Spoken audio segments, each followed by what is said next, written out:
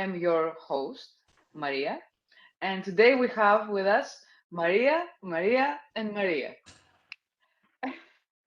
But jokes aside, I am Hi, I'm Evgenia Maria. Triantafylou. Just for the day. Then back to Clara. I'm Evgenia Triantafylou. I am a Greek author, and my novella, The Giants of the Violet Sea, is a finalist for a Nebula Award this year. So let's start with Maria Haskins. Hi, I'm a Swedish-Canadian writer. I also review speculative short fiction, mostly writing short stories, flash fiction, and I'm super excited to be here because I do love fairy tales, fairy tale retellings, all that stuff.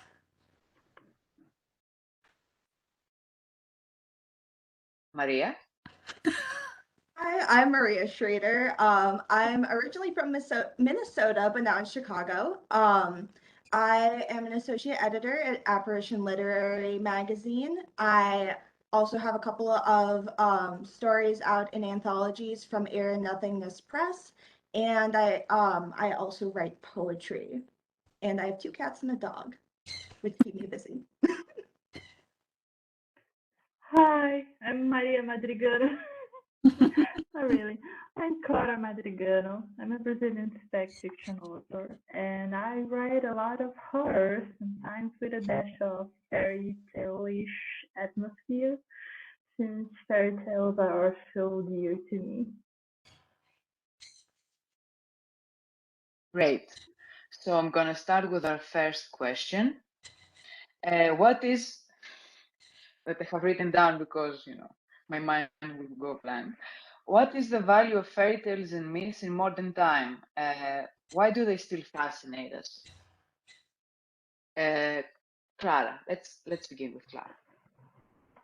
Well, I believe fairy tales answer to a primordial need of ours. They come from a long tradition of oral storytelling that was not only meant for entertainment, but also informed the audience. There was always lessons to a fairy tale, and whoever was telling them at the time would accommodate the lessons to the expectations of that age and time. And it's also linked very intimately to womanhood. I think these stories being passed down from woman to woman, being told to little girls.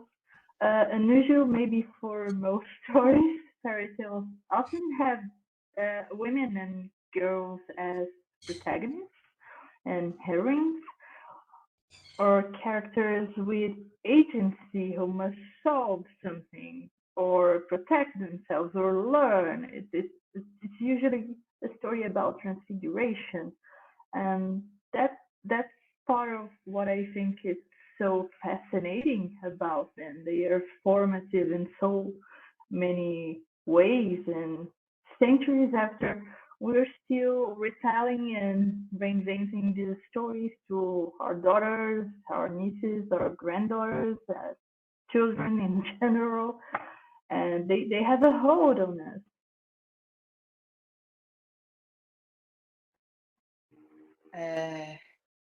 Maria Haskins? Yes, I'm sorry. I might have bird noises in the background. I hope it's not too distracting.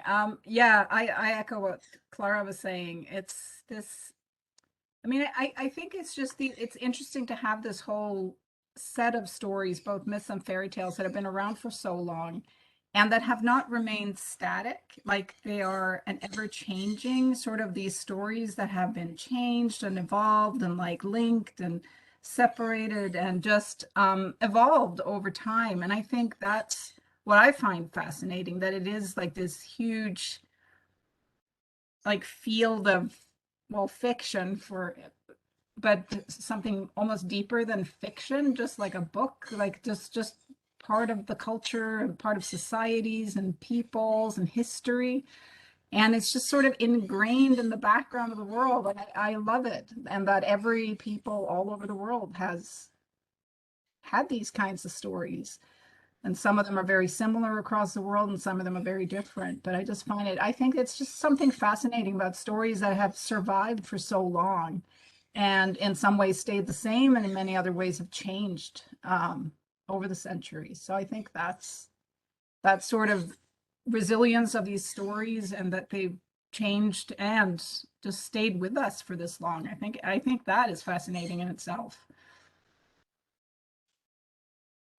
Maria Schrader?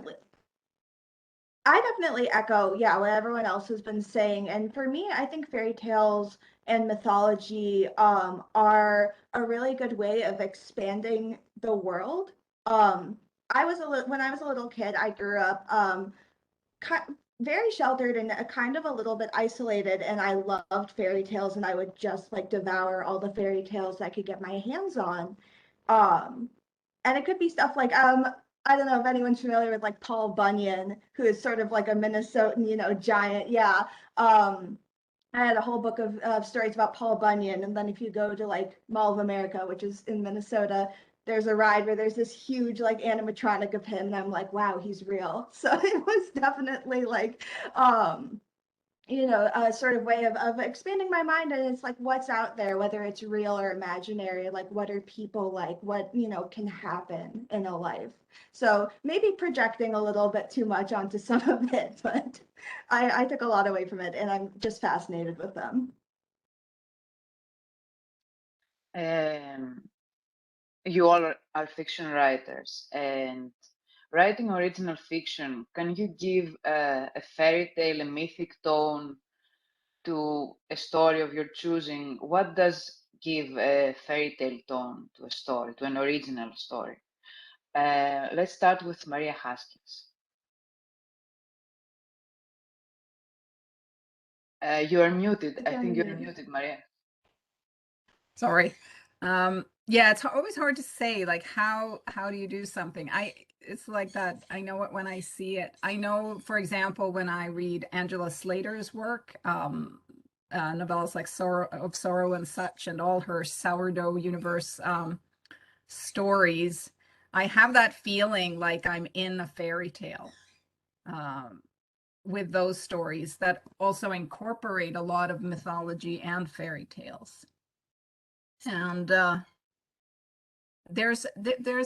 actually wrote down a couple of stories that I've read fairly recently that do this, and one of them is from Zooscape. It's A Warm Dark Place in the Earth by Mackenzie Kincaid. It's Luchadora by Melissa Mead, and Cast of Wonders. Like, these are stories, so I see it quite a bit when I read stories. Every now and then there'll be a story that I come across that do it. So it can definitely be done. Even if you're telling a fairly original story, but I guess mimicking more like the structure of a fairy tale, with the quest part and having the protagonist having to go on this journey. And you can take pieces of the fairy tales and sort of put them into an original story. And I think to some extent also language, like the prose, is another way to do it. Maria Schrader. I was also definitely gonna say language, because I think it's really difficult, because you're imitating a style that a lot of times people might find somewhat simplistic, or even flat. I don't know if I want to use that word, but it's the word I'm thinking of right now. And so reading as an editor, I will sometimes see stories that are definitely trying to copy that, and they're trying to copy the prose, and I don't think that works. I think a lot of it is in tone. Are the characters kind of accepting what's happening to them, like these magical elements? Are they just sort of going along, with it? Is the narrator maybe farther away, or is there these sort of like more mythical elements where you're blending, sort of the divine with the mortal at the same time? So, and then I do think some of it can be in the prose, but I don't know. It's hard to explain. It's hard to capture. It's like you totally know it when you see it, but it's really hard to sort of like talk about. Clara. Yeah, I agree with everything Maria said. when you're reading a story and you recognize the fairy tale element, you just know it. I mean, I don't know how to explain, but and of course, as said on a craft level, I believe that it's also how you choose to tell a story that is written in the veins of how a story was orally shared, has the hints of fairy tales. Uh, I wrote a story for an anthology called Retelling, and I had the pleasure of reading the story today, earlier. And it was about a jaguar. And when you're a kid in Brazil, depending on where you live, where your family comes from, you grew up with stories that, in their telling, they resemble a fairy tale, even if international audiences are not aware of much of Brazilian folklore and about mythical animals and magic. And I wanted to write a story as the stories were told to me when I was a child. So I employed a narrator that is very much present in the prose, a grandmother, a name, could be anyone's grandmother, telling the story to a grandchild, because I think it lends a fairy tale characteristic to the narrative. And there are also a lot of writers who they subvert the this telling of the fairy tale. I mean, Kelly Lynn comes to mind.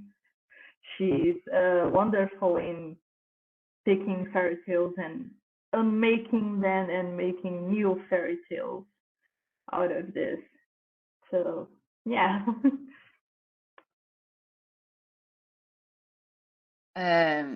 How do each one of you use themes and morals from myths and fairy tales in your own work?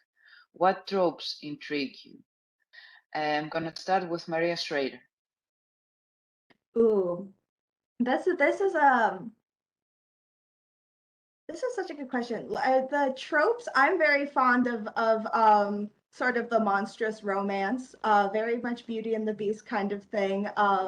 I just like monsters. They're fun. I've been writing Clara too. writing very gothic stuff. I've been on a very gothic kick, and so that comes a lot into it. Yes, monster boyfriend. I think definitely themes of families. I come from a big family, and so that was very important to me growing up. And I notice it comes up a lot in my fiction, and it comes up a lot in fairy tales. You have, in like Grimm, there's a lot of like, three brothers doing something, or 12. It multiplies. And I like the trope of the young woman who has to go into the forest to like save herself or save something. Like I'm currently really obsessed with the Ballad of Tamlin, which is a really fun one where Janet has a lot of agency within the poem and within her life, whether or not to keep her pregnancy with her fairy boyfriend, whether or not to rescue him and how she does it. So I've been reading like a lot of different collected versions of that recently. And roses. I don't know. I'm throwing that out there as a trope in case it is. I like roses. I'm basic. Clara, do you have anything to say about monster boyfriends? Oh, I love monster boyfriends, but I think I already spoke a lot about uh, the idea of configuration is one that has always seduced me, or whether or not fairy tales are usually about transformation. You can go back to the place where it all began, but you will never come back as you were. Kelly Link, again, a fairy tale genius, as Angela Slater is, in my opinion, has this wonderful sentence in which she says, fairy tales aren't easy on women's feet, something like that. Because women are always running and rescuing and trying to prove themselves, and within lies a transfiguration, which is something I enjoy reading about and writing about. Maria? Yeah, I love stories with grandmothers, girls, wolves, shape shifting. So Little Red Riding Hood is one of my obsessions. Like, I'm not quite sure how many times I've used sort of the Little Red Riding Hood story and try to do different things with it. And like anytime I come across a story to read and it's like a retelling or reimagining of Little Red Riding Hood, like this is my thing. Like I love that. And like I think and shape shifting. I was actually thinking about that recently. Like it's hard sometimes to see themes in your own work, but like I find that a recurring thing in a lot of my stories is shape shifting, which I think partly comes from me loving fairy tales and mythology where you can change your shape, like people turning into animals, animals turning into people, animals acting like people acting like animals, like all those things are just like that's like the lifeblood for me when I'm reading and writing. So I love all those things. And just, the whole fairy tale thing of finding ways of surviving, which I think comes back in so many fairy tales. Like they put these heroines, these protagonists through absolute hell, but they find a way to survive. And that's also something that I really love. I love that for both like for my own writing and when I'm reading stories. Do you feel the need to fix a certain theme that you don't like in a fairy tale, or you find in many fairy tales, or like reverse it? I'm gonna start with Clara. Well, there's a saying that goes, the fairy tale has no landlord. Meaning, of course, fairy tales don't actually belong to any storyteller in particular. They're mostly oral stories that always got bits and pieces added in the course of human history. We would perhaps like to think the Green Brothers are somehow owning a few of the fairy tales we mostly know, which they reworked in order to create a written catalog of these stories. As to then, it was a matter of creating a national identity, something like that. But fairy tales defy the boundaries of nations, and as they are older than the Green's versions, they continue to change after the Green's. So I don't think we have to fix fairy tales exactly. We can do whatever we want with them. It's not like there is an original fairy tale we must follow and subvert.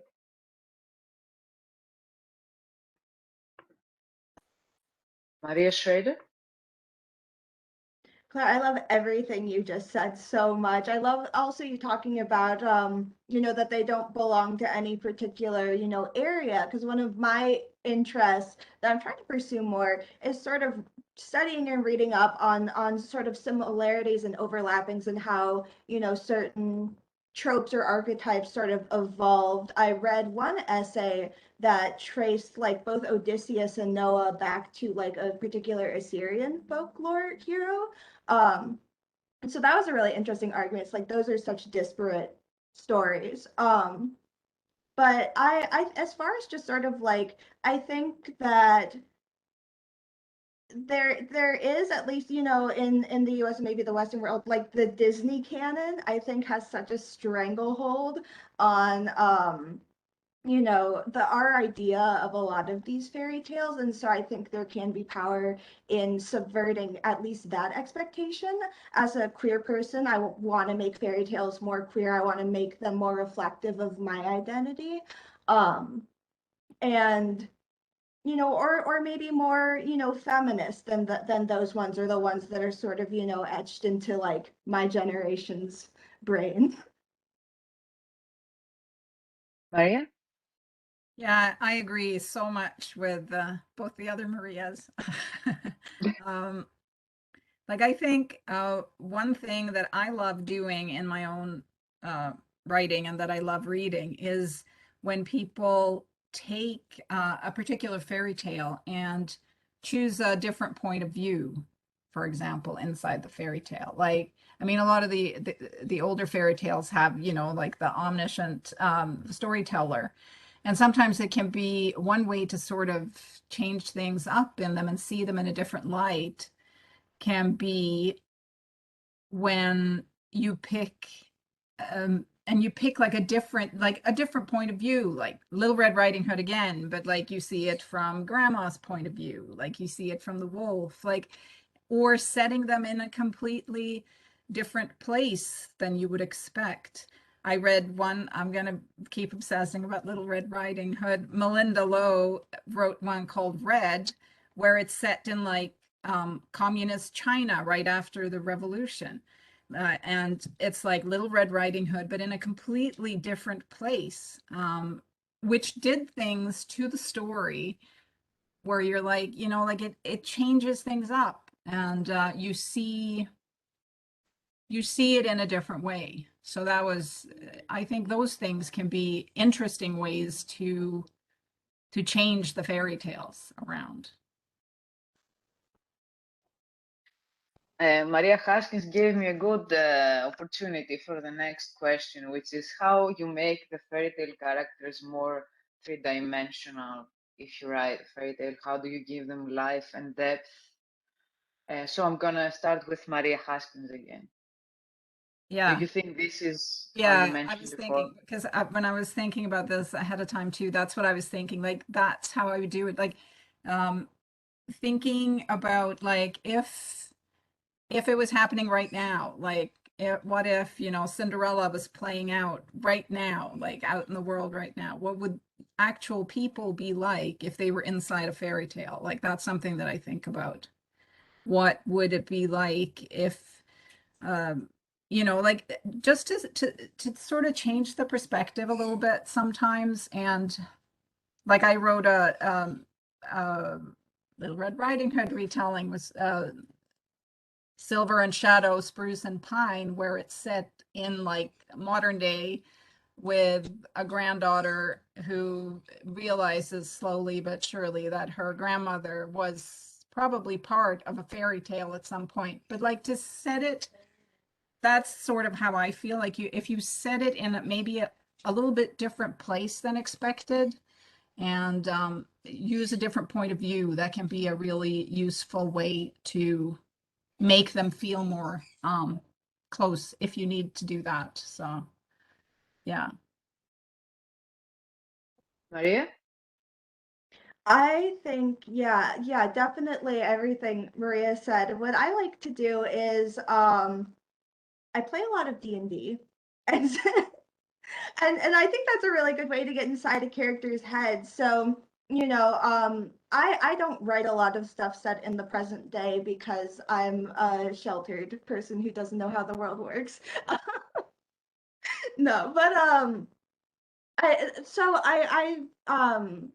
but I think people are fundamentally people. So, you know, even if they are in sort of more of an original setting, you know, back in the forest, back in the, you know, hut or back in the castle, it's like, why are they making the decisions that they're making? Why would Cinderella put up with, you know, her family? Why would, you know, I don't know, Sleeping Beauty prick her finger? Like, what, you know, what is the driving force behind these decisions? What are the sort of macro influences that are, you know, out building the brain, I guess. What are the layers of trauma the character has gone through and how has that shaped them? So that's sort of how I approach it, is inside outside in, I guess. Clara? Well, agree with everything said so far, of course. I think you fill the gaps. I mean, fairy tales offer as a model of a hero, heroine, or anything like that. And well, Snow White, for example, it offers a basic conflict. Let us say a word that was quite popular on Twitter a few days ago. a conflict between mother and daughter. So having this on mind, you can create anything you want, apples or not. And as I said before, fairy tales have no landlord, and Disney movies know this pretty well. They like Maria Schrader was saying, they became our references for fairy tales when we think of Snow White. Uh, Most of the time, we're thinking of Disney's Snow White. The pretty little girl with holding the apple and the evil, ugly witch. And only then we'll read the Grimm's version sometimes when we already grew up and understand how much Disney changed and sanitized the story. And then you learn about different versions of Snow White and understand how the Grimms changed the story also to appease to their public. So fairy tales, they offer us a model and we can play it with any way we want. The sky is the limit. I found a question in the chat that lays a good foundation for the other question I intended to ask. The question is in the chat is, could the panelists let us know which fairy tale traditions they are most familiar with? I'm going to start with Maria Schrader. Okay. I read a lot of Greek mythology as a kid. I also went to a classical model high school, so I studied Latin for 6 years and like read parts of the Aeneid, and read a lot of the translated like plays by like Sophocles and stuff. So I'm familiar with that probably the most. I also grew up Catholic, so I know a lot about sort of like biblical stories and stuff like that, and that comes into my work a lot. And then I have also read sort of like North American cryptid kind of stuff with the Paul Bunyan that I mentioned. I'm interested in that. Some Norse mythology, not as much as I'd like to. I've read like the Poetic Edda, and dabblings here and there with a lot of other stuff. Maria? Yeah, I grew up in Sweden, moved to Canada when I was an adult. So for me, like Norse mythology was that's sort of the background noise in my head. Like that's the bones of a lot of the mythology that I grew up reading and sort of living inside. And other than that, I mean, I read a lot of fairy tales, and I think I came kind of later. I'm old. We didn't have the same kind of TV thing, as much in Sweden then. I mean, I grew up with a lot of Swedish fairy tales, probably before I was ever really watching Disney fairy tales, which I don't know. I mean, we all like the same stories. The Grimm fairy tale canon sort of thing, I think, is in the background of a lot of Western countries. But I would say Norse mythology, Swedish folklore, and then as I got older, I read like, you know, Greek mythology absolutely fascinates me. More of the Norse mythology, like the Beowulf, like these kinds of stories. That's sort of the backbone for me. Clara? I I grew up in Brazil, so of course I grew up with Brazilian folklore and Disney movies, which is a very strange mix. And we have in Brazil, we have the story of the Yara, which is a counterpoint in many ways to the Little Mermaid story. And I actually wrote a story that offered these parallels. I don't know if they will ever be published, but who knows. And I like to I really enjoy working with stories that offer this mixture of my own references, and I am huge on the conflict between mothers and daughters, or the mother figure and the daughter, and I am very eager to explore as well the father versus daughter conflict, which is present in a lot of fairy tales, but it's always brushed aside in the name of old female rivalry. uh, that is certainly something that, well, I have a lot of projects. It's just they're just not written yet. But it's something I like to explore, this old myths of family collection and, you know, the basic.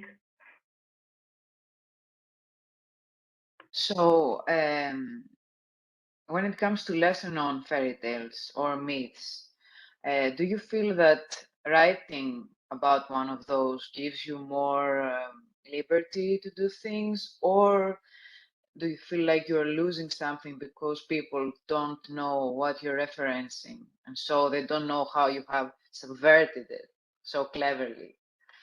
Maria Haskins?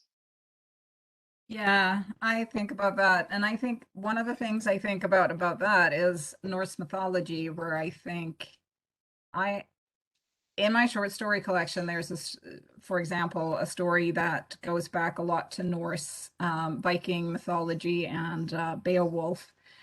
And writing it, I sort of knew that some of the stuff I was referencing in the story, probably not everybody would sort of immediately know, unless maybe they had a special interest. I have so it's but I mean you put it in anyway, and you hope that it'll have some kind of an impact, even though maybe people don't exactly know that story. I do think it's liberating because you don't have to feel like you're doing it right or wrong, um, or that people will react as if you're doing it wrong if you don't follow some sort of standardized version of it. But yeah, I mean, I do worry about that. I actually have a short story that I've been, or a story that I've been working on that involves the, the Fenrir, the big wolf of Norse mythology, and the god that lost his hand to that wolf. And I just find that that story is, lots of people sort of know it, but I don't know how in depth people know that story. So it's sort of in the back of my head, but when I'm writing, but I do think um, there's an easy, if you're like Little Red Riding Hood, like if you start picking that one apart and putting it back together in a different way, you can be pretty sure that people will understand sort of where that thing is coming from and what the references are, even if you throw all the pieces up in the air and you put them together in a completely different order. And uh, which can also be liberating in a way, because you don't have to go into detail about what exactly this is all about. But I think it's a really double-edged sword. Like, it gives you freedom, but it might also lose some of the impact if people don't exactly know what you're talking about when you're using it. I feel similarly about specifically Greek myths, because people don't know all the different versions. Yeah. They just know the most popular one. Yeah. Uh, And anyway, with Clara? Norse mythology, I Oh, just sorry. feel like the Thor movies have sort of like marvelized this whole thing. Like, oh, this is Asgard is like this city on another planet. And I'm like, okay. Yeah, Loki's Thor's brother. Yeah, I sure. love Thor. Like, don't get me wrong, I love them. But like, it's sort of like the Disney thing where it becomes the ruling like idea that a lot of people get in their head when you say Thor, Loki, um, Odin, Freya. Like, it sort of evokes the whole Marvelized universe, which isn't exactly what I'd be going for if I was using those things. Clara? Yeah, I agree with Maria. It might be more liberating in the sense that readers unfamiliar with the story won't have previously formed expectations, but it's just as challenging. You may think, oh, nobody cares about this particular fairy tale, so how do I grab everyone's attention?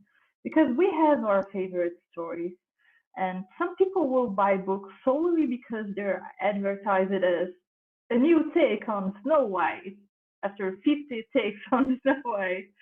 But if you try maybe to advertise a new take on Donkey Skin, some people might go, what? Donkey Skin? Because it's not a well-known fairy tale in Brazil at all. So yes, it's liberating but challenging at the same time. Maria? I agree with I agree with everything Maria and Clara said. And Maria, I wanted to ask, was the story you were talking about from your collection Gone into the Nipple Deep? I'm probably Yeah, a pronouncing little that bit totally wrong. there. I have another one where it's very much focused on the relationship between Tyr, the god that lost his hand, too. But yeah, Niflhel my Down to Niflhel is definitely one where I sort of wove in a lot of the Norse stuff without explaining it at all and without being true to any kind of real mythology that I've read, but just threading parts of it in there, which was a lot of fun to write. Yeah, so sorry to derail. I just wanted to say I love that story. So I was um and I also have a story for you sometime if I ever get it published, which is Little Red meets Fenrir. So um I have to really tear the guts out of that one and edit it though. But as far as retelling stories that aren't as well, no, I think it can be liberating and it can be difficult. I kind of go around my life kind of assuming everyone has the same sort of reading history that I have, which is can be a bad move because I I read a lot of old stuff and I read a lot of fairy tales, and so I'll just talk about things, and my partner will look at me and they're, "What are you talking about, Maria? Like I don't know this one." I'm also I'm Japanese on my mom's side. I'm a quarter. And I did not really grow up with that mythology, but I grew up with a couple of stories, like especially the Crane Wife story. And I've always wanted to write a retelling of the Crane Wife because what literally one of my earliest memories as a toddler is like going through like this beautiful illustrated book with my mom and she's reading it to me and it's in Japanese and um but no one knows it, like I find very few people that actually know it unless they have a real interest in that area. So I think it could be a little difficult to translate, maybe. But I've not I've had difficulty attempting it, kind of knowing all the work that I'm gonna have to do to sort of tell it in my way and tell it in a way that makes sense to me, I guess. I'm looking at the chat questions here.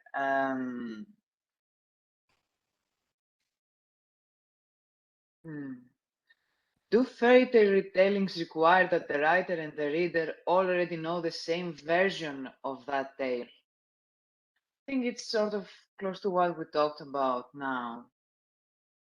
I feel like the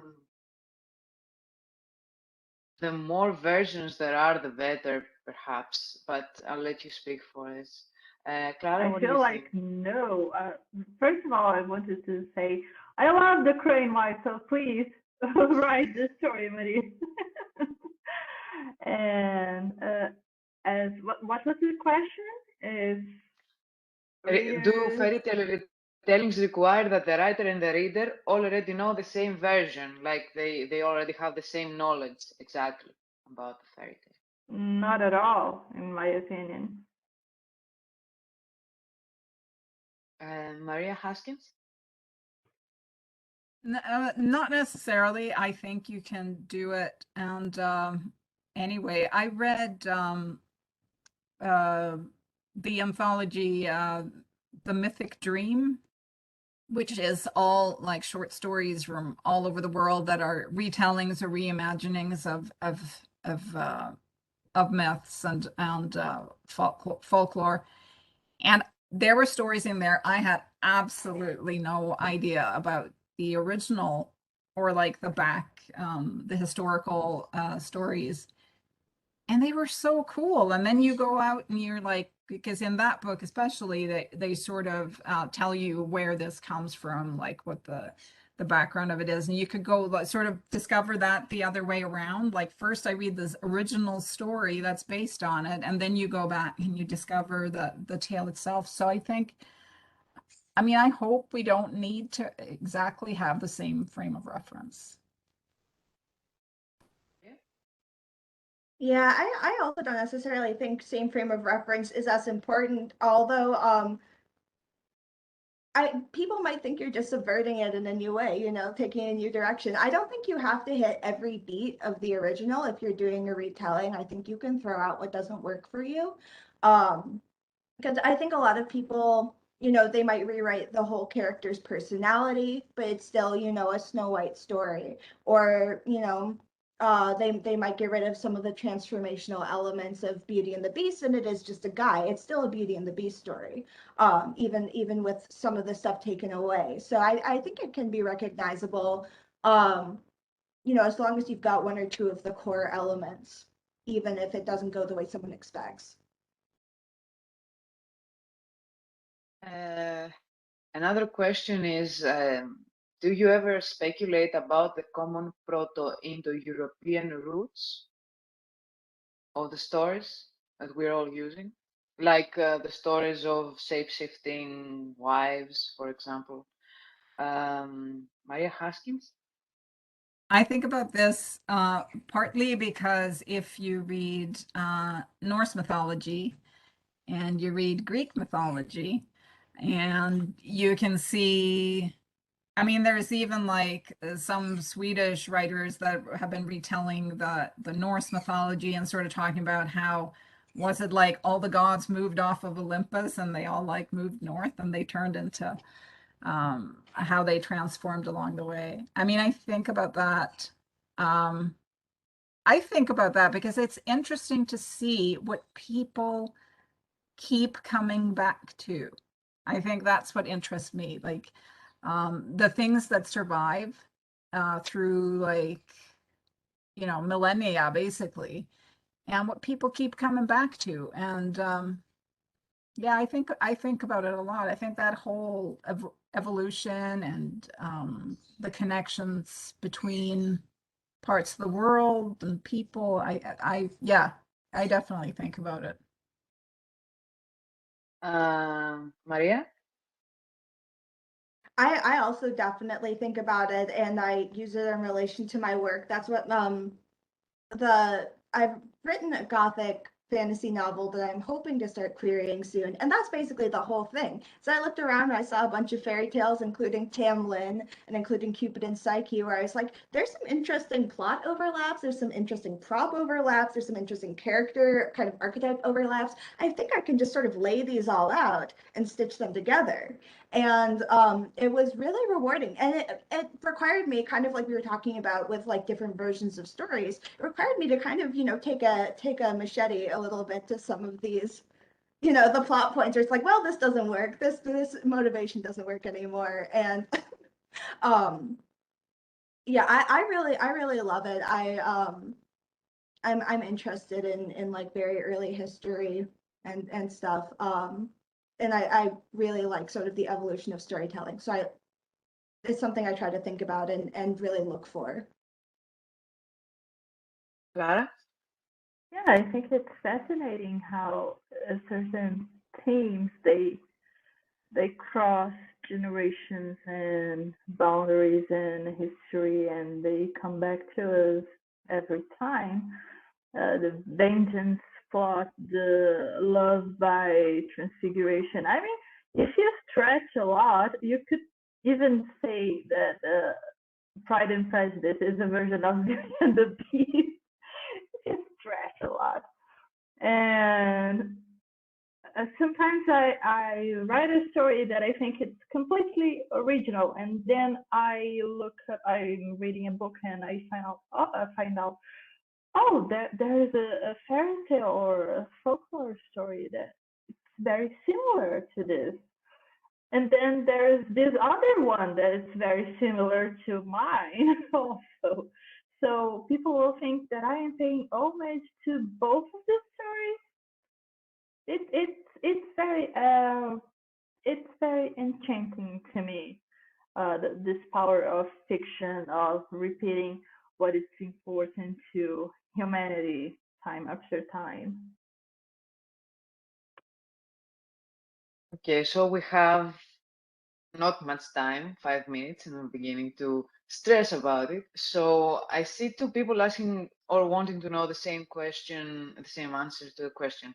Do you have any favorite markets to send fairy tales or mythological retellings to? Maria Schrader? I see them everywhere. I'm very early into the short story game myself, so I don't have a wide range of answers, but I am an editor at Apparition Lit, so send them to me. I love them. The other editors will fight me on them, but I want to see them. Maria Haskins? Well, Maria says, I see them a lot all over. I mean, the Deadlands is publishing some.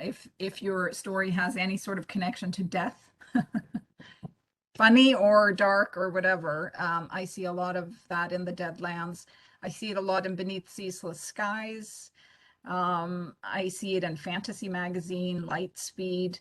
And I mean, when it comes to, because you can do really good horror that takes the fairy tales and does new things with them. I mean, the dark is a great market for that too.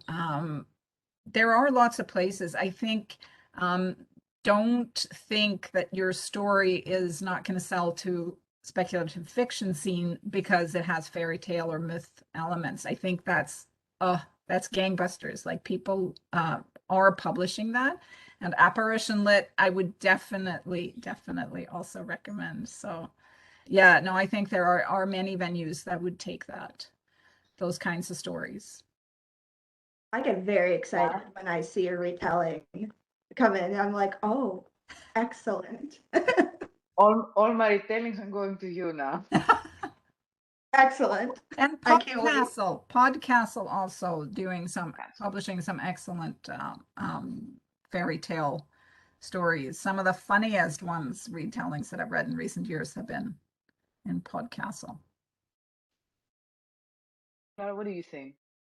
Yeah, I think Maria already named a lot of magazines that work with fairy tale retelling, and they're all wonderful. But I would also like to point that there's a lot of anthologies. There are always looking for sometimes fairy tale specific uh, subversion of tropes. And Tales, the anthology I was mentioning before, published by Brigitte Gate Press, wasn't exactly an anthology about fairy tales, but given the main theme, which was Transfiguration Shapeshifter, you could put a lot of fairy tales in your story and then submit it. And so I would always keep my eyes on anthology and call for submissions with those things specifically. So we're getting close to the end. I have one question that I have from before. If there is a fairy tale or motif you want to use, but you haven't found the right place yet, if you want, you can answer that, or you can, make some closing comments so that we can leave soon. Maria Schrader, I suspect it will be the crane wife, but I'll leave you to say because you mentioned it before. Yes, definitely the crane wife. I mean, there's so many motifs. I like birds. I've not done enough with birds. I'm also obsessed with like I think it's Hans Christian Andersen, the swans story. I think it's 12. I forget the number every time with the Swan brothers and the Nettles. I love that one. So birds, yeah. Clara? The father and daughter conflict is one that I really want to work with. Comes to my mind Zeus and Athena, and even figures of real life history like Henry VIII and Elizabeth. And I'm always I look forward to find a way of writing a story with that particular theme. Maria? Yeah, I think for me it would be the whole Fenrir, Tyr, the Norse god Tyr, and the whole relationship that is in my head about those two, because that fascinates me. And I sort of have an idea for a story where I could use it properly, but I haven't done it yet. So that would be mine. Anybody has any closing comments? Anything to add? Thank you all. It's been so wonderful to Thank meet you. I've you. been looking forward to this so much. Yeah, me too. Thank you. Thank you. I think that was a Thank- wonderful panel. And I Thanks. didn't Yeah. even have to time you. You answered all my questions and more, and very efficiently. So I'm very proud of all of you. Thank you Yay! so Thank you, Yes. Eugenia. And Thank you please so much. read the work by all the four Marias. Yeah. I love your short stories and your longer stories too. So and read Kelly Link also, and Angela Slater and Angela Carter, and I could go on. A lot of Angela. Thank you. Thank you so much again. Thank you. Thank you all. We're closing. Bye. Thank you for watching us, everyone. Thanks, everyone. Bye everyone. Bye. Have a good night or morning. Yeah. Nice. Oh, yeah.